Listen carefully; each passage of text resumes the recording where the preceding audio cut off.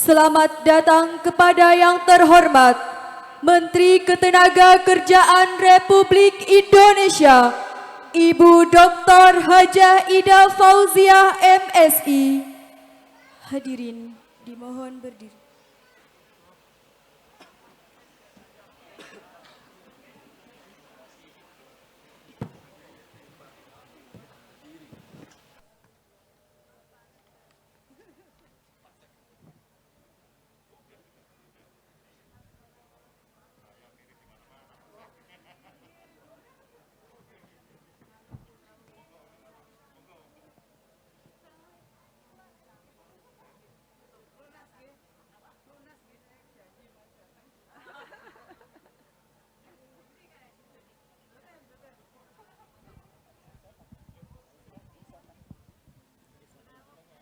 Disilahkan duduk kembali.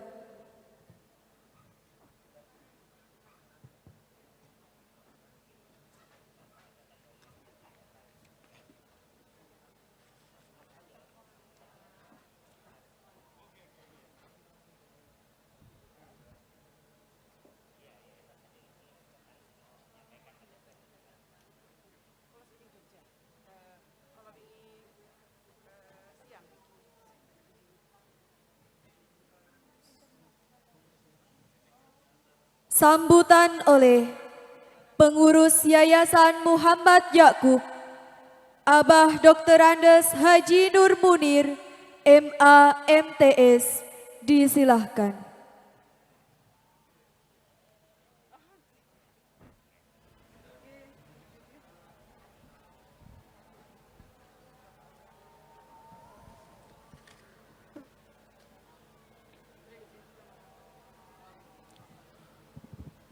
Bismillahirrahmanirrahim.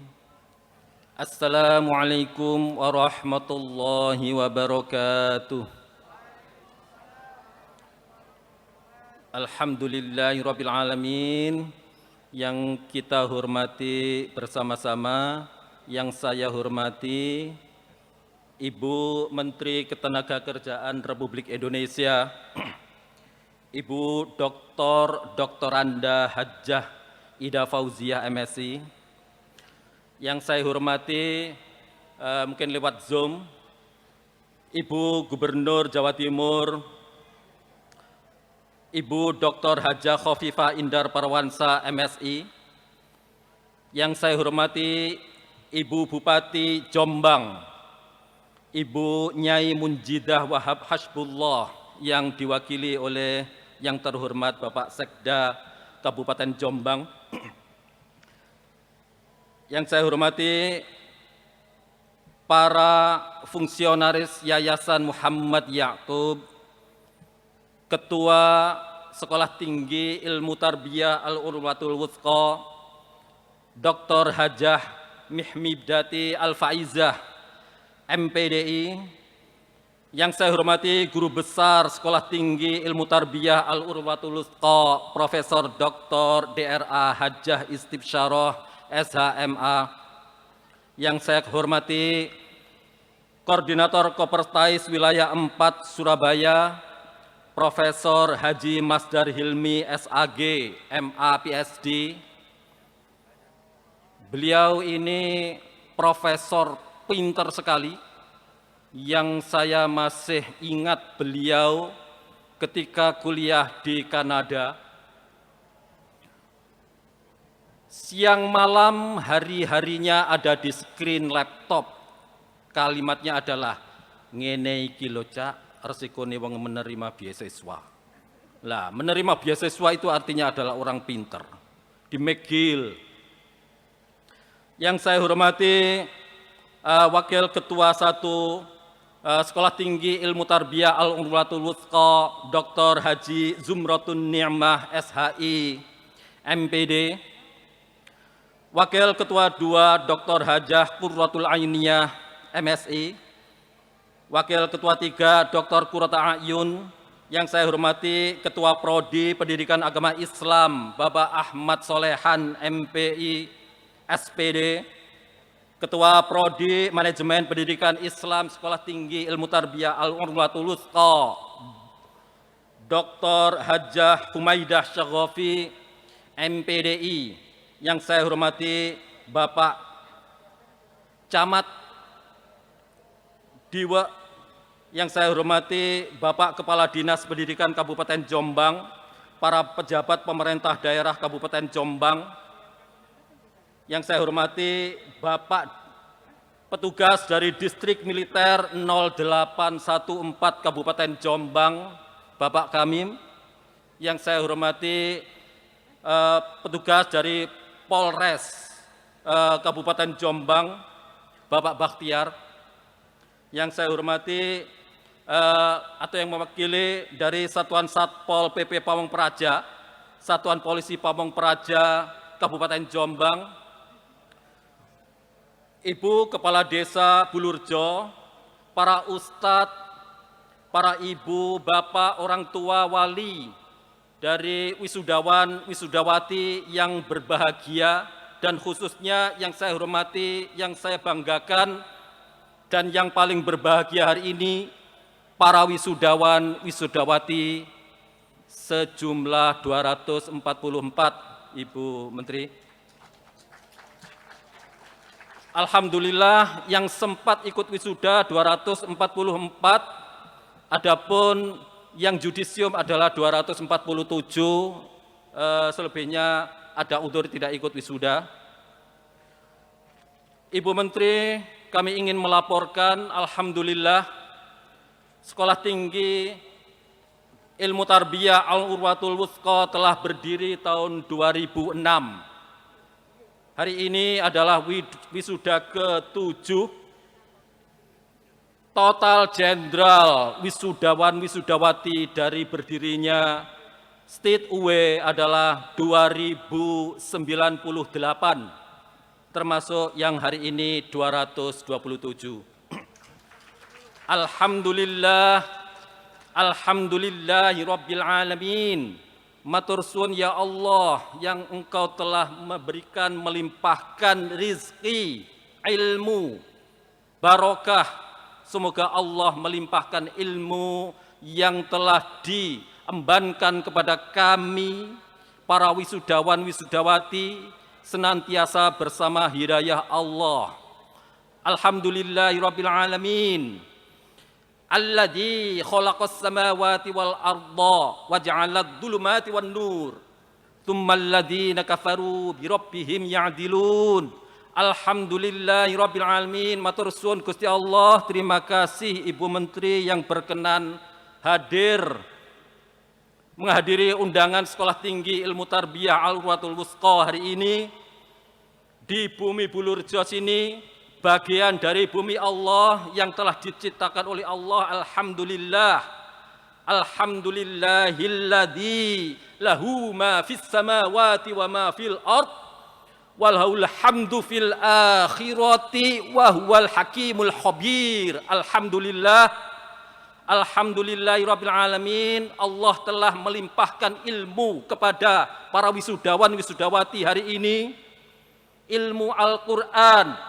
Semoga Allah menjadikan para wisudawan wisudawati hari ini mengamalkan ilmu Al-Qur'an yang telah ditimba di sini selama 4 tahun, yaitu yang telah diturunkan oleh Allah. Alhamdulillahilladzi anzala ala abdihil kitaba wa lam yaj'al lahu 'iwaja qayyiman liyundhira ba'san syadidan min ladunhu wa yubashshiral mu'minina alladzina ya'maluna sholihati anna lahum ajran hasana. Alhamdulillah, alhamdulillahirabbil alamin. Matur suwun khususnya Ibu Ida Fauziah ini tidak hanya sekedar menteri. Beliau adalah yang berjasa terhadap nasib pesantren. 2 tahun yang lalu, tahun 2019, alhamdulillah, Undang-Undang Nomor 18 Tahun 2019 telah disahkan. Sejarahnya panjang lebar. Sebelum tahun 2019, 3 tahun sebelumnya, yaitu tahun 2016, seseorang yang duduk di Dewan Perwakilan Rakyat Republik Indonesia di Senayan, beliaulah yang mengusulkan rancangan undang-undang ini. Beliau bernama Dr. Hajah Ida Fauziah. Alhamdulillah, 3 tahun berikutnya setelah melalui perjuangan yang panjang kali lebar di dalam mempertahankan rancangan undang-undang tersebut menjadi sah tahun 2019, dan secara eksplisit di dalam pembukaan undang-undang itu, konsideran khususnya B, saya bacakan, Bismillahirrahmanirrahim. Undang-Undang Republik Indonesia nomor 18 tahun 2019 tentang pesantren menimbang A, B, C. Yang B saya baca. Bahwa dalam upaya meningkatkan keimanan dan ketakwaan serta akhlak mulia, pesantren yang tumbuh dan berkembang di masyarakat dengan kekhasannya telah berkontribusi penting dalam mewujudkan Islam yang rahmatan lil alamin. Kekhasannya ya, kalian di sini Al-Urwatul Wuthqa mempunyai kekhasan, yaitu ilmu Qur'ani yang telah didesain oleh almarhum Abah Muhammad Qayyim dalam Qur'ani 1, Qur'ani 2, Qur'ani 3, 4, 5, dan 6. Itu adalah bagian dari kekhasan Pondok Pesantren Al-Urwatul Wuthqa di tengah-tengah ribuan kekhasan seluruh pesantren di Indonesia yang terdaftar di Kementerian Agama, lebih atau kurang adalah 8.000 sekian. Salah satu di antara 8.000 pesantren itu adalah Al-Urwatul Wuthqa. Konsideran berikut berbunyi, yaitu telah berkontribusi penting dalam mewujudkan Islam yang rahmatan lil alamin dengan melahirkan insan beriman yang berkarakter, cinta tanah air, dan berkemajuan serta terbukti memiliki peran nyata baik dalam pergerakan dan perjuangan meraih kemerdekaan maupun pembangunan nasional dalam kerangka Negara Kesatuan Republik Indonesia. Ini adalah konsideran B undang-undang tersebut. Acknowledgement secara resmi negara terhadap pesantren unquestionable di undang-undang ini. Kita berterima kasih salah satu dari sekian ribu pesantren ya Al-Urwatul Wuthqa ini menyampaikan terima kasih kepada Ibu Dr. Anda Hajah Ida Fauziah yang telah menginisiasi RUU ini sekian tahun yang lalu, yaitu 2016. Alhamdulillah, dan pada dasarnya pesantren telah terbukti berkontribusi meraih kemerdekaan Republik Indonesia, dan ini adalah Indonesia kita. Maka kita harus memiliki dan harus mengisi sesuai dengan tujuan nasional yang telah diestabliskan oleh para founding fathers Negara Republik Indonesia eksplisit di dalam alinea ketiga pembukaan Undang-Undang Negara Republik Indonesia tahun 1945, eksplisit atas berkat rahmat Allah yang Maha Kuasa dan dengan didorongkan oleh keinginan luhur supaya berkehidupan kebangsaan yang bebas dari kungkungan Jepang dan Belanda, maka rakyat Indonesia menyatakan dengan ini kemerdekaannya dengan tujuan 4, yaitu tujuan nasional RI ada di alinea keempat pembukaan UUD. Salah satu di antara 4 itu adalah melindungi segenap bangsa Indonesia dan seluruh tumpah darah Indonesia. 1. 2. Memajukan kesejahteraan umum. 3. Mencerdaskan kehidupan bangsa. Al-Urwatul Wuthqa berkontribusi di sini. Ibu Menteri, kami sangat bersungguh-sungguh dalam mencerdaskan kehidupan bangsa. Ibu Menteri Ketenagakerjaan Republik Indonesia, setelah kami cerdas, dan tidak hanya proses cerdas di Al-Urwatul Wuthqa ini, termasuk terampil, kami adalah sumber tenaga kerja. Ibu Menteri, kami menyatakan terima kasih kepada kementerian yang telah memberikan BLK, itu yang tahun yang lalu. Itu adalah BLK Informasi Teknologi, yaitu IT. Kami ingin melaporkan kepada Ibu Menteri bahwa para wisudawan-wisudawati ini selain intelektualnya itu cerdas, hatinya baik, karena istighosah terus-menerus maghrib dan subuh, rutin, wajib. Dan kewajiban kedua adalah amal soleh. Amal soleh di lingkungan sini sudah sistematis. Ada amal soleh di sawah, ada amal soleh di bangunan, ada amal soleh furnitur. Ini Ibu Menteri, semuanya ini adalah karya putra-putri kita. Gedung-gedung itu, alhamdulillah, apabila Ibu Menteri berkenan untuk menterampilkan kami dengan teknologi, semakin alhamdulillah. Contohnya dengan BLK ngelas, BLK furniture, dan lainnya. Kami senantiasa berlindung kepada negara kami, dan kami senantiasa memohon kepada pimpinan-pimpinan kami Republik Indonesia yang ada di sini, Ibu Menteri Ketenagakerjaan Republik Indonesia.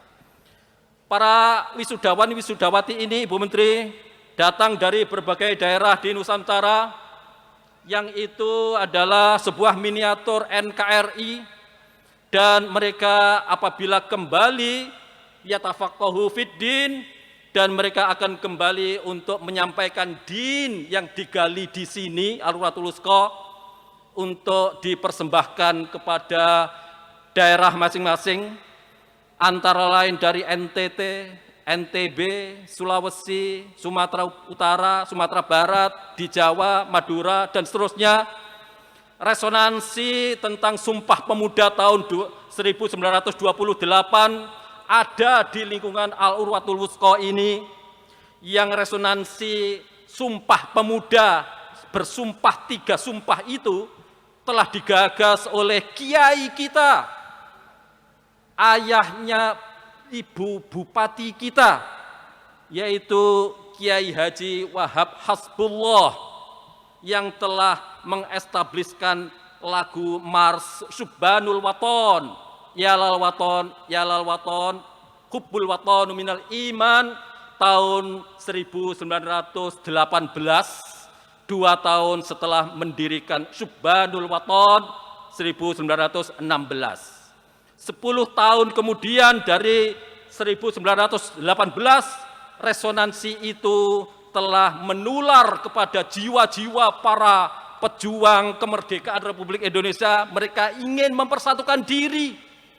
Mereka adalah yang terdiri dari pemuda-pemuda Jawa, atau bahasa Belanda adalah Jong Java, Jong Sumatera, pemuda Indonesia Sekarukun, Jong Islamisten, Jong Bataksbon, Jong Celebes atau pemuda Sulawesi, Perhimpunan Pelajar Indonesia yang berkumpul dan menyumpahkan diri, kami putra-putri Indonesia mengaku bertumpah darah yang satu, tanah air Indonesia. Kami putra-putri Indonesia mengaku berbangsa yang satu, bangsa Indonesia. Kami putra-putri Indonesia menjunjung bahasa persatuan, bahasa Indonesia. Ada di Al-Urwatul Wuthqa miniaturnya, Ibu Menteri. Mereka dari NTT, NTB, dari Sumatera, dari Sulawesi, dan mereka senantiasa menyampaikan pesan dari Al-Urwatul Wuthqa kepada handai tolan, sanak keluarga, tetangga, bahwa di ujung Jawa Timur sana ada Al-Urwatul Wuthqa. Sehingga ada regenerasi dari berbagai daerah, Ibu Menteri. Resonansi 1928 itu pada dasarnya adalah telah dipicu oleh Kiai Wahab Hasbullah, maka disitulah pembukaan Undang-Undang nomor 18 tahun 2019 adalah memberikan rekognisi, acknowledgement peranan pesantren dalam meraih perjuangan bangsa, kemerdekaan. Selanjutnya pada tahun 1936 ketika Nahdlatul Ulama muktamar di Banjarmasin, jauh sebelum BPUPKI berdiri, di sana telah merumuskan mendirikan negara. Alhamdulillah. Selanjutnya kami ingin menekankan kepada Ibu Menteri bahwa pertama adalah matur suwun atas rawuhipun, atas perkenan untuk rawuh undangan ini, undangan yang sudah beberapa kali. Tapi Ibu Menteri memang sibuk sekali. Nah, saya coba jauh-jauh sebelumnya, 3 bulan sebelum hari ini. Ibu Menteri, niki kula nyuwun malih. Niki undangan pun saking Profesor Dr. Ibu Haja Isip Saroh untuk wisuda nanti 3 bulan akan datang. Alhamdulillah Gusti Allah telah menggerakkan kerentek hati. Allah ya muqallibal qulub telah menggerakkan hati, dan hati itu telah ditampani oleh sistem keprotokolan negara mengatur, dan ini adalah karunia dari Allah. Selanjutnya Ibu Menteri, setelah kami melaporkan jumlah kami 244 hari ini dan total jenderalnya adalah 2098 dari sekian tahun wisuda, yaitu wisuda ke-7 sekarang ini, maka Ibu Menteri, ini adalah tenaga kerja Ibu Menteri. Tenaga kerja kami berserakan di seluruh lorong Nusantara. Yang di Gorontalo juga telah mendirikan Yayasan Al-Uratul Wusko, di sana adalah cabangnya PKB. Matur nuwun, nama yayasannya adalah Muhammad Qoyim. Kami siap untuk dikirim di mana saja Ibu Menteri. Kami mengadu lapangan kerja. Demikian akhirul kalam saya atas nama Yayasan Muhammad Yaqub. Demikian juga di bawah Yayasan Muhammad Yaqub itu adalah sekolah tinggi tarbiyah Al-Uratul Wusko, dan ada beberapa institusi lain yaitu dari TK, Ibtidaiyah, Sanawiyah, Aliyah, SMA, pondok pesantren, perguruan tinggi yang ada di Al-Uratul Wusko ini. Mereka semuanya adalah tenaga kerja Republik Indonesia yang telah direkognisi oleh undang-undang tersebut, dan pada prinsipnya undang-undang itu adalah merekognisi aset pesantren dan memberikan kebebasan bagi pesantren untuk memelihara kekhasannya, yaitu sesuai dengan kearifan lokal, dan kita punya kearifan lokal di sini. Yang ketiga yang paling penting adalah budgeting. Matur nuwun Ibu Menteri telah menginisiasi RUU ini dan menjadi UU, dan kami mendapatkan syafaatnya termasuk dalam budgeting, yaitu bersumber dari 3 sumber pesantren di Republik Indonesia menurut undang-undang ini, yaitu APBN, APBD, dan bersumber dari masyarakat yang tidak mengikat. Demikian Ibu Menteri kami melaporkan, dan kula memohon kita kemanakan. Ini adalah aset tenaga kerja yang baik. Akhirul kalam, wallahul muwafiq ila aqwamit thariq, wabillahi taufiq wal hidayah. Wassalamualaikum warahmatullahi wabarakatuh.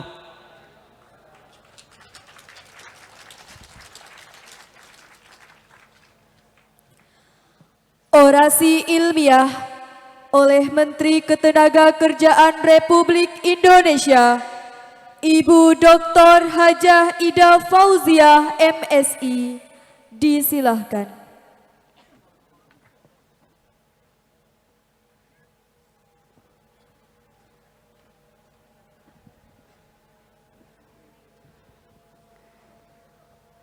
Assalamualaikum warahmatullahi wabarakatuh. Bismillahirrahmanirrahim. Alhamdulillahi rabbil alamin. Wassalatu wassalamu ala sayyidina Muhammadin wa ala alihi wa sahbihi ajmain. Amma ba'd. Hadratal muhtaramin, para kiai, para ibu nyai, tentu saja yang saya hormati keluarga besar Yayasan Muhammad Yaqub, Ketua Yayasannya Bapak Nur Munir, yang sudah booking 3 bulan yang lalu untuk saya bisa hadir pada pagi hari ini. Yang saya hormati Guru Besar sekaligus Ketua Senat,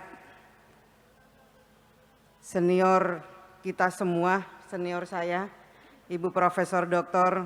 Hajah Istibsaro, Ketua STIT Urwatul Wusko, Ibu Dr. Hajah Mihmidati Yakub, dan seluruh sivitas akademika Sekolah Tinggi Ilmu Tarbiyah Urwatul Wusko. Yang saya hormati Bupati Kabupaten Jombang yang diwakili oleh Sekda Kabupaten Jombang, Bapak Agus Purnomo.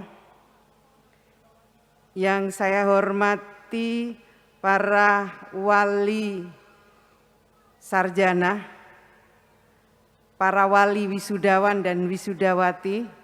Saya tidak tahu apakah hadir atau tidak. Oh, hadir ya, hadir. Dan tentu saja yang sangat saya banggakan, para sarjana, wisudawan, wisudawati, calon pemimpin bangsa.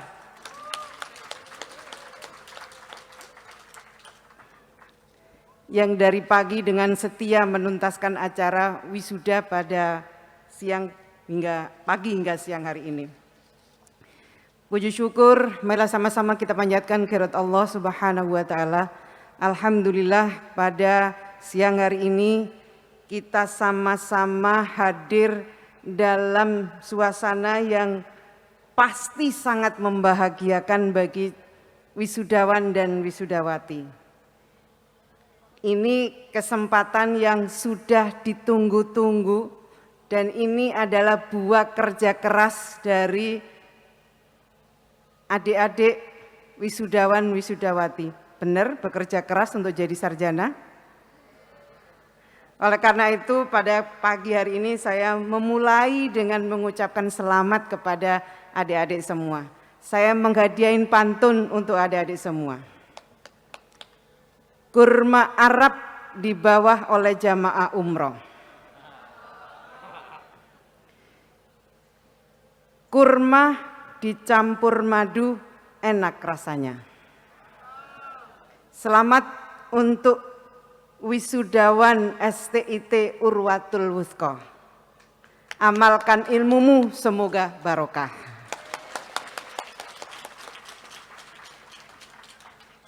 Sungguh menjadi seorang sarjana pasti melalui proses yang panjang.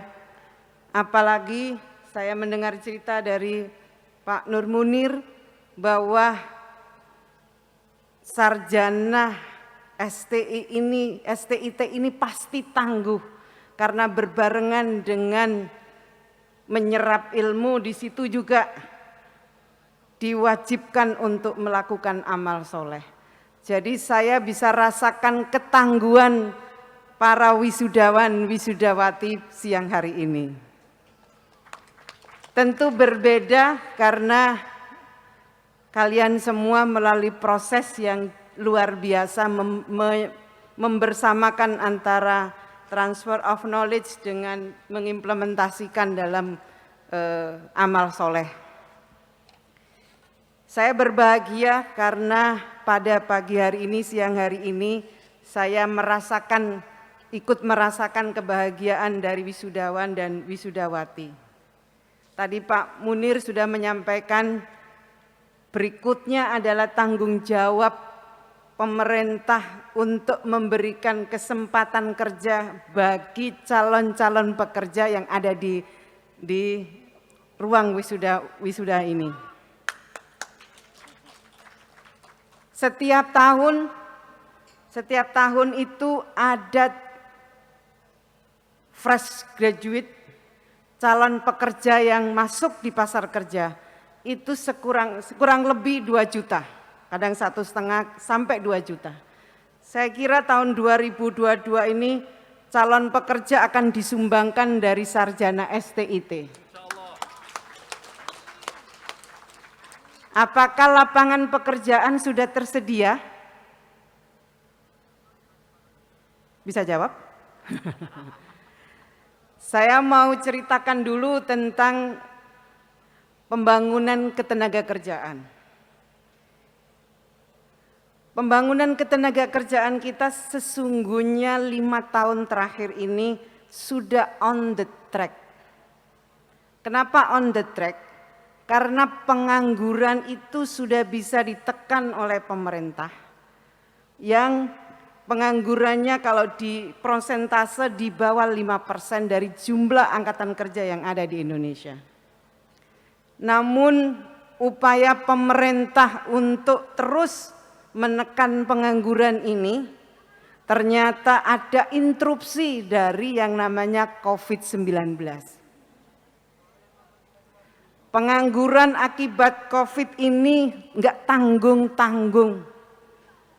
Tahun 2020 pengangguran kita itu menjadi 9,7 juta.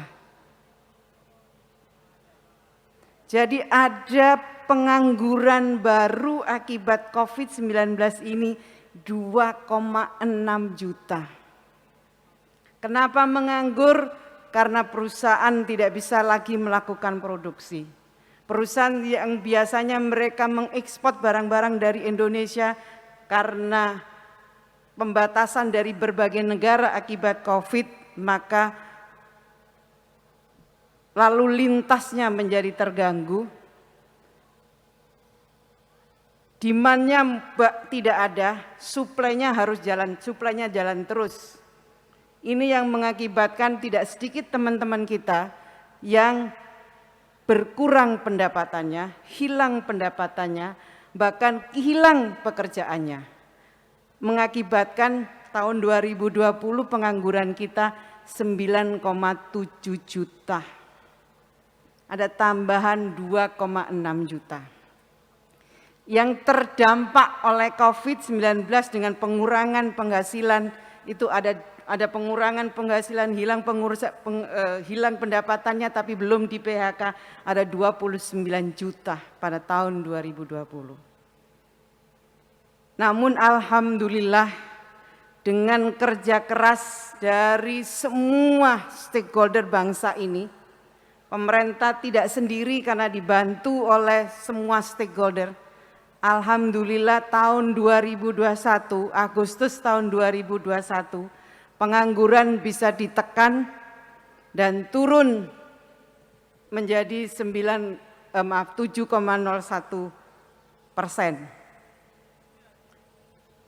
Ini yang terdampak pandemi COVID-19 dari yang semula terdampak itu 29 juta menjadi 19 juta. Kerja siapa? Kerja dari semua stakeholder bangsa ini.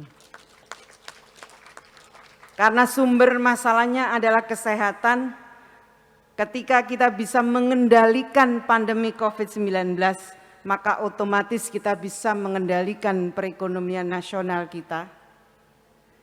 Kuncinya adalah kepatuhan kita terhadap protokol kesehatan.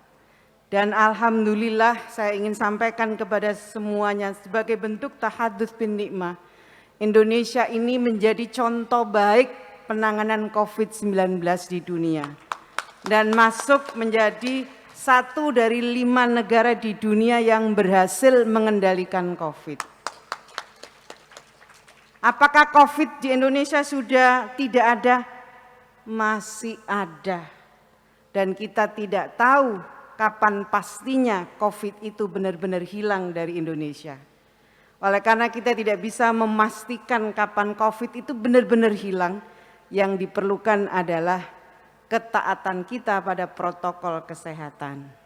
Kita masih dibayang-bayangi oleh varian baru Omicron. Varian Delta sudah mampu kita atasi, datang varian baru Omicron. Jadi saya dalam kesempatan ini saya mengajak kepada semuanya, COVID benar-benar belum ada, yang belum vaksin, ada enggak yang belum vaksin? Sudah semua? Alhamdulillah. Yang sudah vaksin, alhamdulillah, yang belum segera vaksin. Bahkan sekarang pemerintah merencanakan untuk melakukan booster, terutama bagi manula. Ini dilakukan oleh pemerintah, kenapa? karena kita bisa mengendalikan ekonomi dengan cara mengendalikan COVID-19 ini. Jadi betapa pentingnya kita semua untuk tetap menyadari bahwa COVID itu ada dengan tetap mematuhi protokol kesehatan. Pemerintah ketika pandemi COVID-19 tidak sedikit ratusan triliun uang yang digelontorkan oleh pemerintah. Baik untuk penanganan kesehatannya maupun dampak dari kesehatan itu sendiri. 600 triliun lebih dialokasikan di tahun 2020 juga tahun 2021.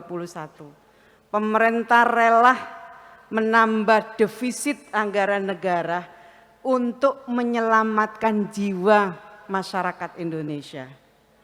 Ini yang kemudian menjadi contoh baik bagi negara-negara lain terkait penanganan pandemi COVID-19.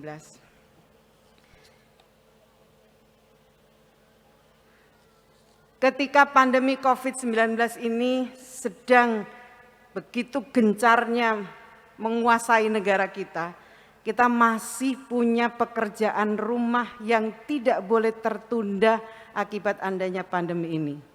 Pekerjaan rumah apa yang sedang kita selesaikan? Pekerjaan rumah yang kita selesaikan adalah terkait dengan pembangunan sumber daya manusia. Bapak Presiden, Bapak Jokowi dan Kiai Ma'ruf Amin bertekad pembangunan sumber daya manusia pada periode kedua beliau menjadi prioritas nasional. Pembangunan infrastruktur, penanganan pandemi COVID-19 tidak boleh menghentikan pembangunan sumber daya manusia. Kenapa kita terus konsisten menjalankan program nasional ini? Karena ada beberapa hal. Yang pertama, kita ini sedang dan akan menikmati bonus demografi yang kira-kira puncaknya itu tahun 2030. 67% penduduk Indonesia akan didominasi oleh penduduk usia produktif. Apakah bonus demografi ini bisa menjadi bonus atau justru sebaliknya menjadi beban dan madharat bagi bangsa? Tergantung bagaimana kita menyiapkan kesempatan emas yang kecil sekali datang pada negara-negara lain dan mungkin masuk negara kita. Tidak banyak negara yang mendapatkan bonus demografi. Kita bersyukur, kita ingin pada saat Indonesia masuk pada abad kedua menjadi negara maju yang punya kekuatan ekonomi 3 terbesar di dunia. Oleh Allah diberikan bonus. Bonus berupa 67% usia penduduk Indonesia usia produktif. Itu artinya rahmat dari Allah. Untuk sampai menjadi negara maju dikasih bonus oleh Allah berupa bonus demografi. Kalau kita bisa benar-benar memanfaatkan bonus demografi, maka contohlah seperti negara Jepang. Negara Jepang itu pernah mendapatkan bonus demografi dan sekarang usia tua di Jepang itu mendominasi. Korea Selatan termasuk negara yang pernah juga mendapatkan bonus demografi dan mengantarkan 2 negara ini menjadi negara maju, masuk menjadi anggota G20. Nah, kita oleh Allah ketika akan masuk pada abad kedua diberi bonus oleh Allah berupa bonus demografi. Tinggal pertanyaannya, apakah bonus ini benar-benar menjadi bonus atau justru sebaliknya menjadi madharat bagi bangsa ini. Oleh karena itulah maka Presiden menganggap penting untuk memprioritaskan pembangunan sumber daya manusia. Ditambah lagi tuntutan adanya revolusi industri 4.0. Yang mau tidak mau COVID-19 ini ternyata mempercepat revolusi industri 4.0.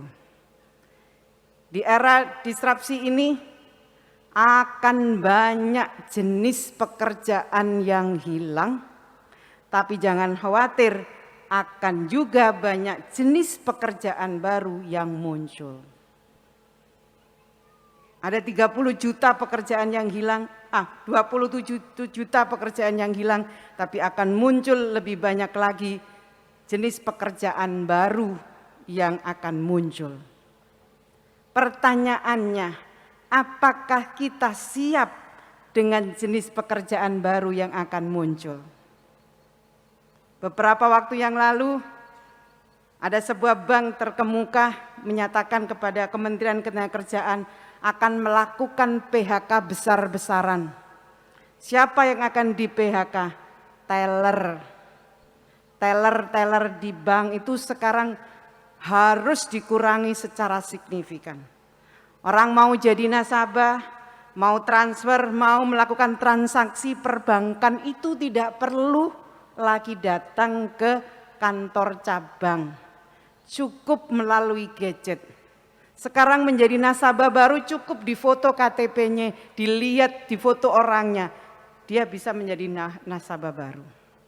Akan banyak ribuan pekerjaan teller contohnya yang akan hilang. Apa yang dilakukan?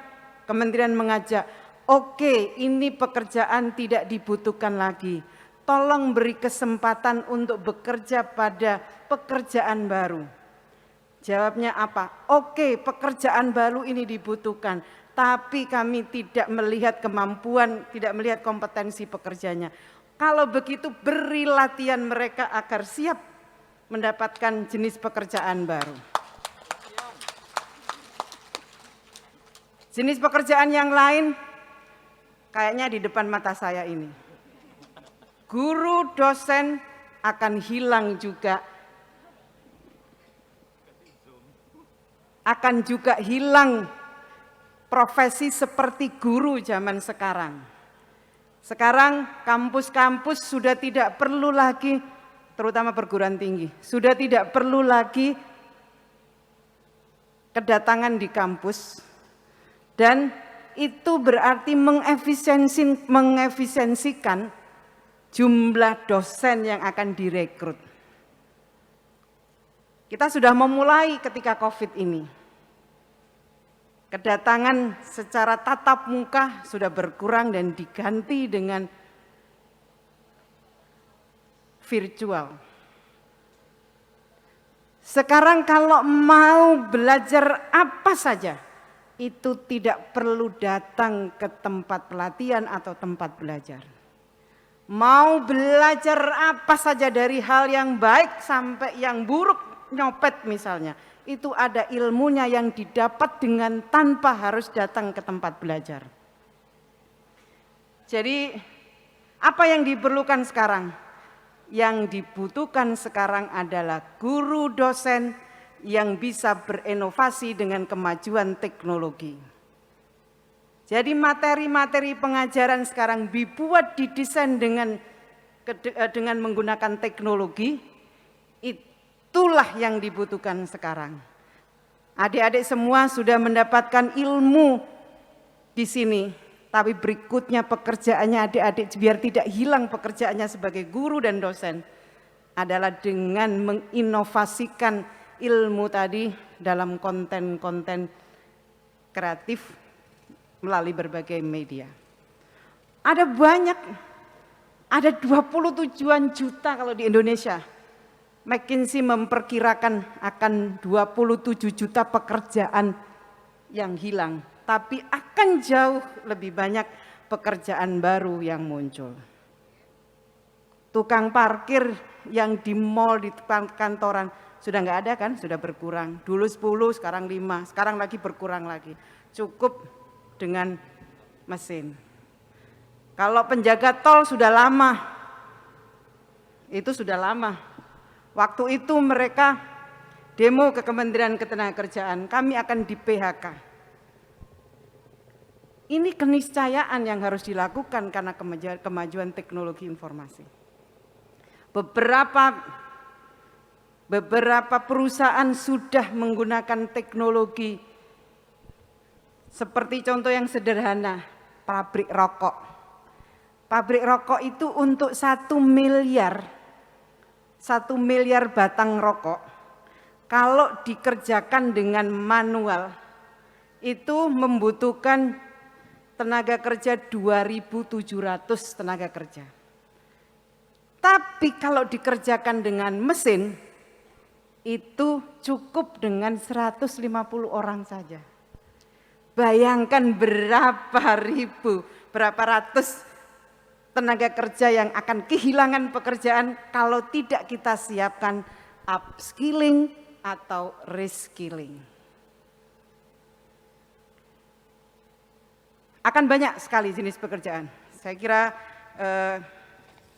teman-teman semua, adik-adik sarjana, calon sarjana ini, sudah wisuda ya berarti sarjana, akan banyak tahu bahwa tantangan itu benar-benar di depan mata. Bukan cerita siang bolong, bukan.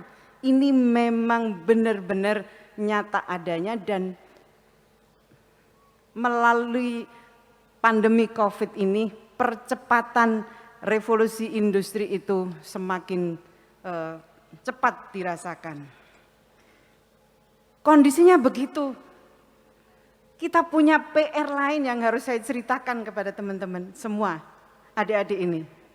Adik-adik bersyukur adalah di antara sedikit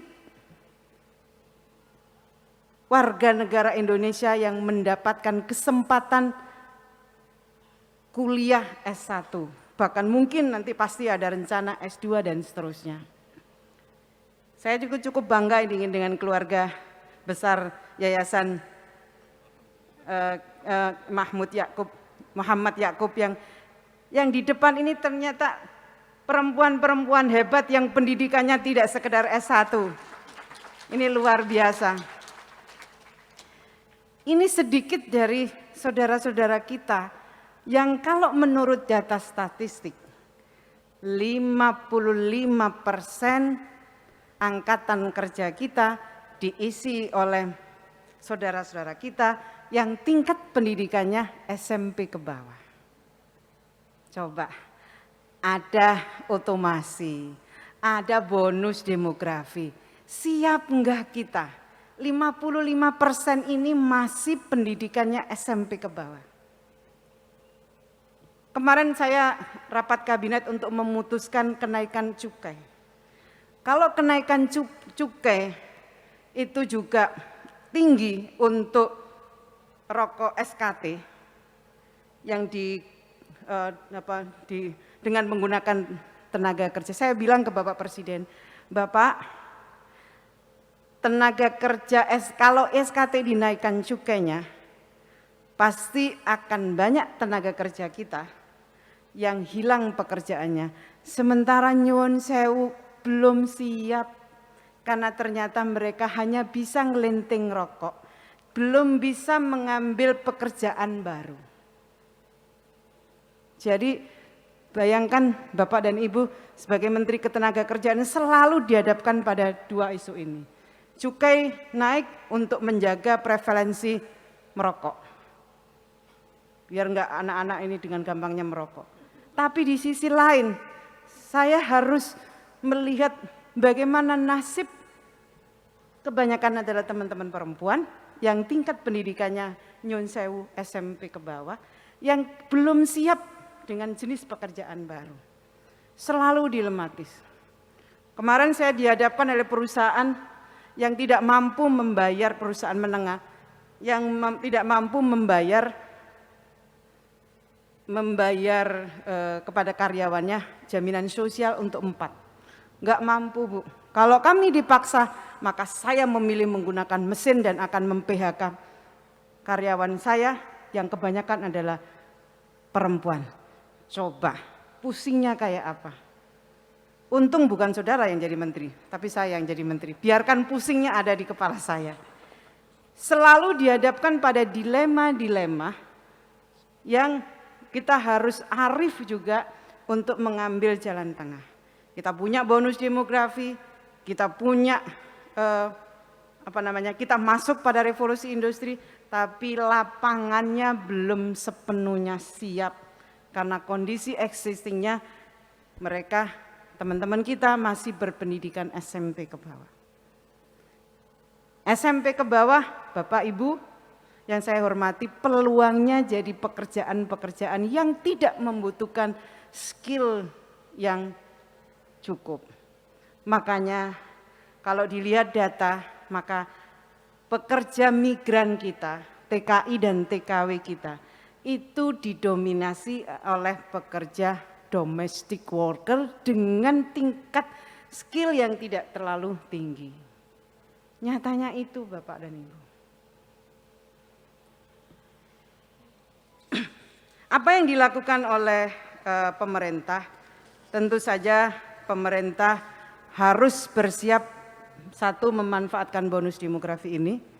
Harus juga kita menggenjot penguatan sumber daya manusia melalui pendidikan vokasi dan pelatihan vokasi.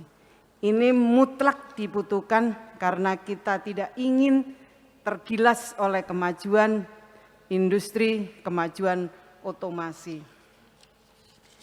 Yang dilakukan oleh pemerintah sekarang ini, kami memperkuat terjadinya link and match ketenaga kerjaan. Kita harus melakukan mentransformasi balai-balai latihan kerja kita agar mereka yang mendapatkan pelatihan, mereka juga akan dengan gampang masuk pada pasar kerja maupun menjadi seorang wirausaha. Kita mengembangkan talenta-talenta muda karena tiap tahunnya ada 2 jutaan fresh graduate yang masuk ke pasar kerja. Kita juga harus membangun visi hubungan baru industrial. Kita ingin pekerja kita mendapatkan perlindungan, tapi hubungan industrial juga harus ramah terhadap pengangguran kita yang naik tajam. Sekarang kita ngotot menginginkan upah minimum yang tinggi, yang berarti kemudian pengusahanya tidak mampu, yang berarti kemudian akan relokasi, yang berarti tidak bisa menyerap tenaga kerja kita. Maka saya dimarahin oleh teman-teman buruh. Kenapa upah minimum provinsi misalnya kenaikannya tidak tajam? Kalau kenaikannya tinggi, kita bisa memberikan kesejahteraan kepada buruh, tapi di sisi lain keberlangsungan usahanya menjadi terganggu yang pada akhirnya tidak mampu menyerap tenaga kerja kita. Jadi upah yang diatur adalah upah yang memiliki keadilan. Keadilan bagi siapa? Keadilan bagi pekerja, keadilan bagi pengusaha. Kalau dia sudah bekerja di atas 1 tahun, maka berikanlah upah berdasarkan struktur skala upah. Upah ini yang diatur oleh pemerintah hanyalah safety net batas bawah yang tidak boleh mengupah di bawah ketentuan ini. Ini yang diatur oleh pemerintah. Kami juga mengembangkan ekosistem digital ketenaga kerjaan. Ekosistem ini dibangun untuk mempertemukan antara pemberi kerja dengan pekerja. Jadi kepada teman-temanku, adik-adikku, para wisudawan ini, masuklah ke portalnya Kementerian Ketenagakerjaan Siap Kerja. Di situ adik-adik semua akan mempertemukan lapangan pekerjaan dan kesempatan pelatihan yang lain yang dibutuhkan calon-calon pekerja kita. Kami juga terus-menerus melakukan sinergitas dengan stakeholder yang lain. Karena tidak mau kebutuhan menghadapi otomasi ini, kita harus menyesuaikan tenaga kerja seperti apa yang dibutuhkan oleh dunia usaha dan dunia industri, sehingga terjadinya link and match. Ada ironi yang saya ingin sampaikan, pengangguran kita itu diisi oleh mereka yang pendidikannya tinggi. Jadi yang bekerja pendidikannya SMP ke bawah. Nah yang nganggur itu ternyata lebih besar didominasi oleh mereka yang tingkat pendidikannya SMK, diploma sampai sarjana. Sarjana itu yang nganggur atas ada 1.200.000. Mudah-mudahan sarjana dari STIT Urwatul Wusko ini tidak menyumbangkan menjadi 1.200.000 sekian. Jadi saya benar-benar kerja kolaboratif antara perguruan tinggi, antara dunia usaha, dunia industri, memastikan bahwa angkatan kerja kita bisa masuk ke dunia kerja. Kalau dalam lingkup pendidikan menyiapkan tenaga kerja yang menyesuaikan dengan kebutuhan pasar kerja. Bapak Ibu, saudara sekalian yang saya hormati, ketika berbicara tentang semua transformasi skill dan digital di bidang ketenaga kerjaan, saya kira kita tidak boleh melupakan satu aspek penting pembangunan sumber daya manusia, yaitu pembangunan mental spiritual yang sesuai dengan jati diri bangsa kita. Disinilah menurut saya peranan lulusan STIT Urwatul Wusko ini yang akan menjadi guru dan tenaga kerja yang akan terus melestarikan Islam rahmatan lil alamin. Saya percaya di tangan wisudawan wisudawati ini masa depan peradaban Islam di Indonesia akan terjaga oleh kehadiran kalian semua. Selamat memasuki tahap baru, kehidupan baru yang sesungguhnya adalah kehidupan nyata. Ini masih setengah nyata karena ada amal soleh. Tapi begitu sudah selesai di wisuda, maka selamat datang dalam kehidupan nyata. Sudah siapkah adik-adik semua wisudawan wisudawati menghadapi kehidupan nyata? Alhamdulillah.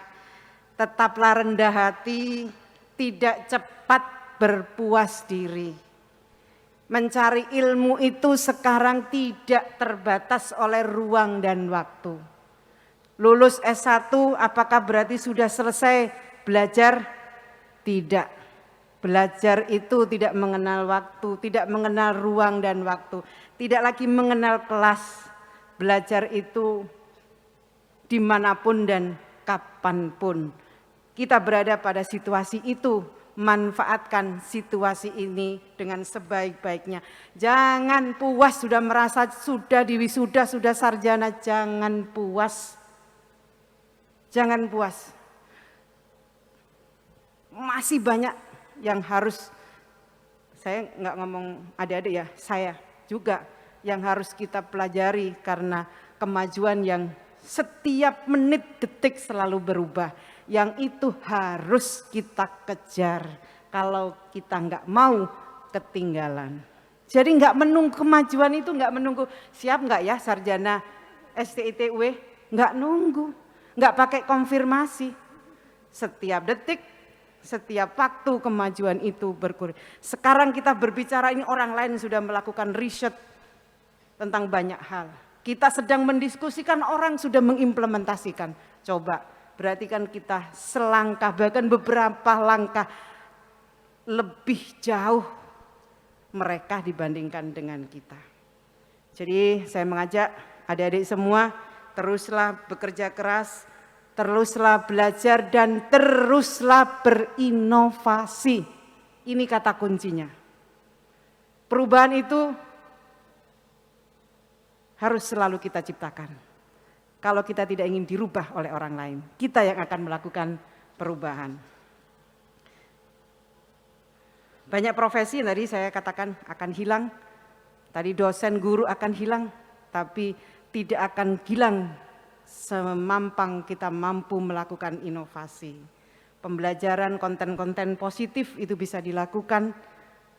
Kontennya udah dapat semua, udah hafal Quran semua, udah menguasai hadis semua, tapi bagaimana konten positif ini juga bisa diterima oleh masyarakat dengan adanya kemajuan teknologi dan informasi. Dan saya juga berharap sekali lagi pelajari juga berbagai skill dan pengetahuan lain yang ini akan memperkaya hazanah pengajaran dan dakwah.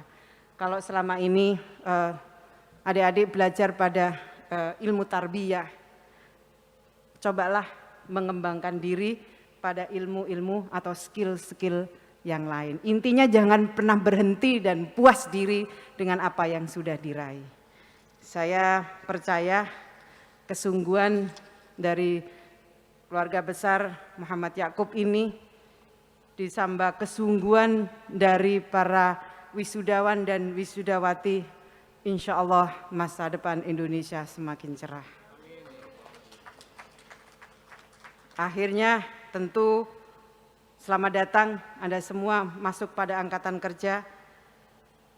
Jadilah pekerja nanti yang memiliki kompetensi dan jangan berpikir mencari pekerjaan, tapi berpikirlah untuk memberikan pekerjaan kepada orang lain.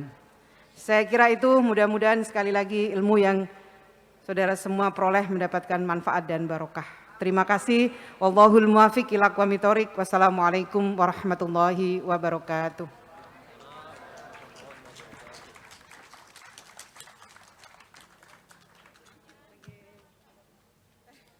Penyerahan cindramata oleh Ketua Sekolah Tinggi Ilmu Tarbiyah Al-Urwatul Wuthqa Jombang kepada Menteri Ketenagakerjaan Republik Indonesia, Ibu Dr. Hajah Ida Fauziah MSI, disilahkan.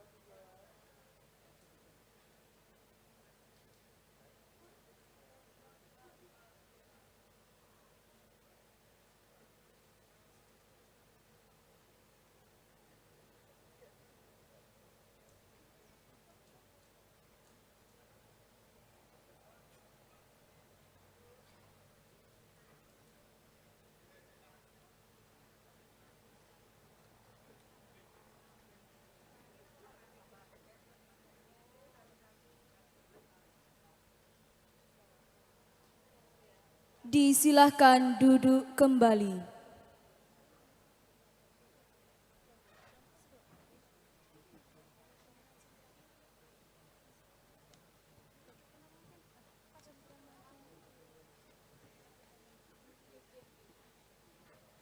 Penyerahan cindramata oleh Ketua Prodi Pendidikan Agama Islam Sekolah Tinggi Ilmu Tarbiyah Al-Urwatul Wuthqa Jombang kepada Guru Besar Ibu Profesor Dr. Hajah Istibsaroh SH MAG, disilahkan.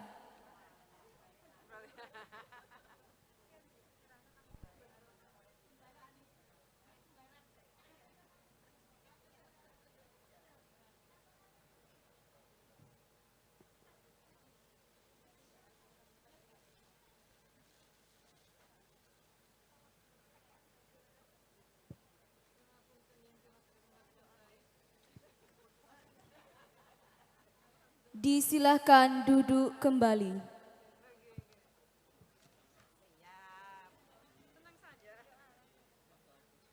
Doa dipimpin oleh pengasuh Pondok Pesantren Al-Urwatul Wusta Jombang, Abah Dr. Andes Haji Muhammadu Yakub.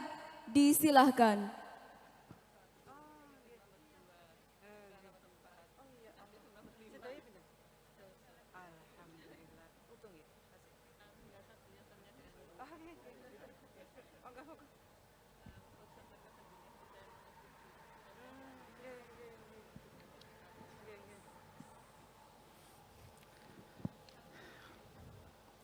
Assalamualaikum warahmatullahi wabarakatuh. Saya minta keikhlasannya sedikit saja waktu untuk menyampaikan rasa tahniah saya kepada beliau yang terhormat Ibu Ida Fauziah. Matur kasun Ibu, mudah-mudahan Al-Urwatul Wusta tetap berada di hati panjenengan yang paling dalam. Jangan tinggalkan kami yang ada di desa ini. Kami berada jauh dari kota. Yang kami ajar, yang kami asuh, yang kami pimpin di sini. Panjenengan kalau kesempat nanti sebentar aja datang ke bagian belakang.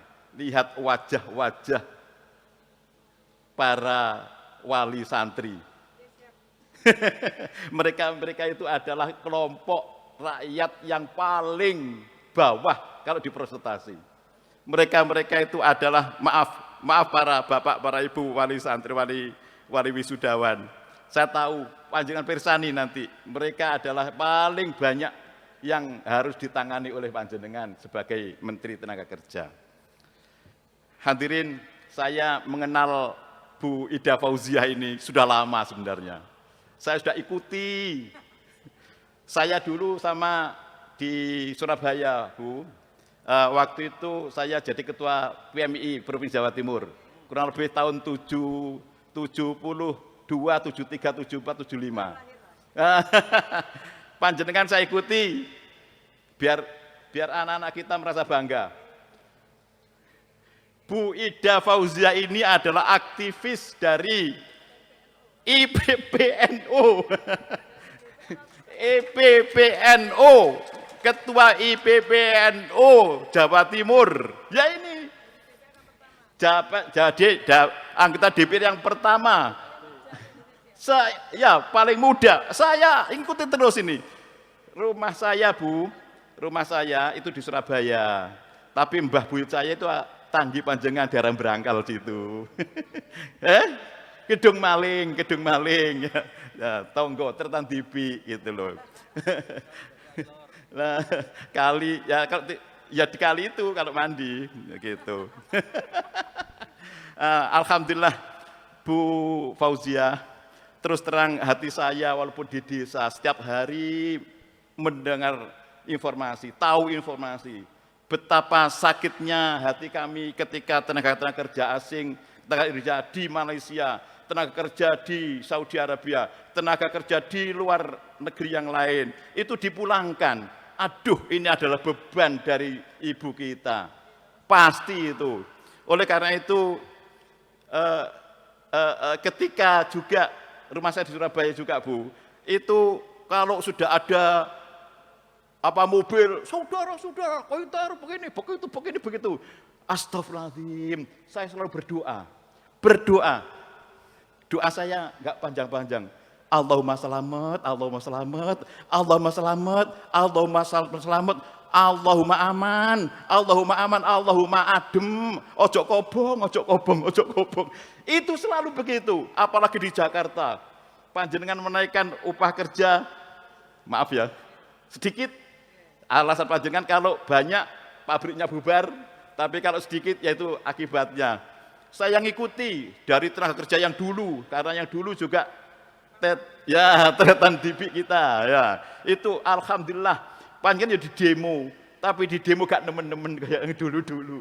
Iki kadang-kadang saya mau tanya, Iki dungane apa sih Bu Fauzian? Loh iya, iki dungane apa kok iso mingkem kabeh iki? Ya satar, ya satar, ya satar. Barangkali begitu. Terima kasih matur nuwun Bu. Itu doa saya dan doa seluruh teman-teman kita di sini. Ila hadrat Muhammadin sallallahu alaihi wasallam ala alihi wa ashabihi wa azwajihi wa dzurriyyatihi wa jamil anbiya wal mursalin was-siddiqin wal auliya was-siddiqin wasyuhada was-sholihin wa jalil malaikati muqarrabin khusunan ruhi abaina wa umatina wa jadatina wa jadatina wa nakhusunan ruhi jamil muslimin muslimat wal mu'minat masyariqil ardi maghribiha bariha al-fatihah. A'udzu billahi bismillahirrahmanirrahim. Ar-rahmanir-rahim maliki yaumiddin. Iyyaka na'budu wa iyyaka nasta'in. Ihdinas siratal mustaqim. Siratal ladzina an'amta 'alaihim ghairil maghdubi 'alaihim waladdallin. Amin. Allahumma shalli wa sallim wa barik ala sayyidina Muhammad sayyidil awwalin wal akhirin wa sallim maqli sahabati rasul jamaim.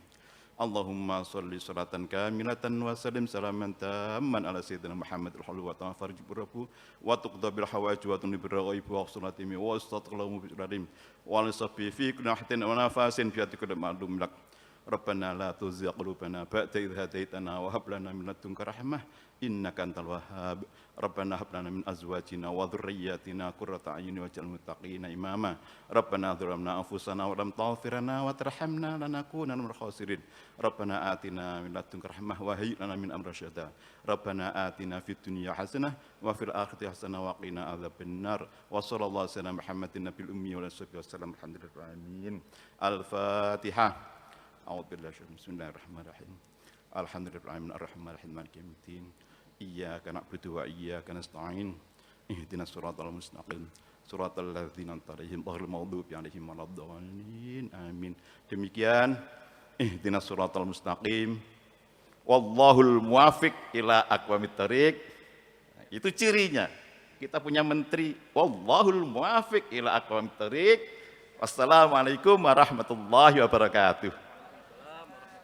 Itu ciri khas Bu. Enggak ada yang bisa gitu. Ada belajar sama Hadirin yang terhormat, acara diskurs. Kepada yang terhormat Menteri Ketenagakerjaan Republik Indonesia, Ibu Dr. Hajah Ida Fauziah MSI, berkenan meninggalkan mimbar utama. Hadirin dimohon berdiri.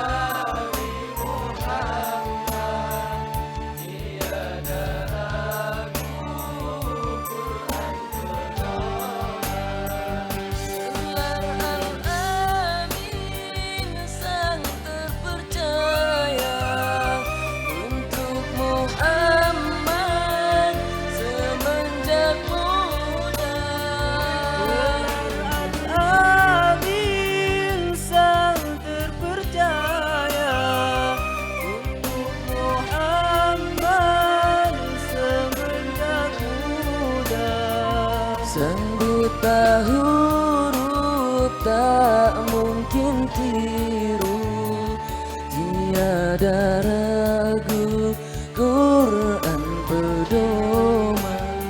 Sang buta huruf tak mungkin tiru, tiada ragu Quran pedoman.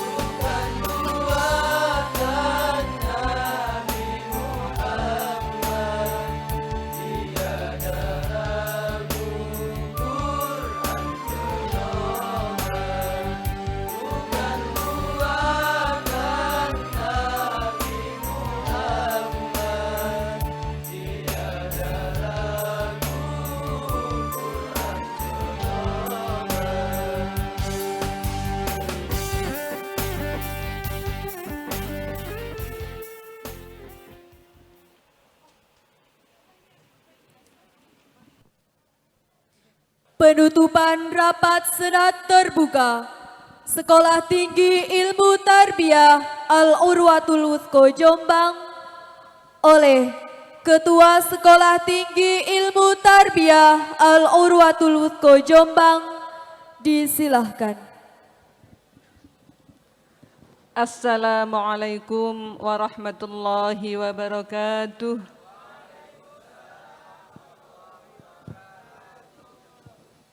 Penutupan rapat senat. Rapat senat terbuka Sekolah Tinggi Ilmu Tarbiyah Al-Urwatul Wuthqa Jombang dalam rangka Wisuda Sarjana Strata 1 ke-7 tahun 2022 kami nyatakan ditutup dengan bacaan hamdalah. Alhamdulillahirabbil alamin. Assalamualaikum warahmatullahi wabarakatuh.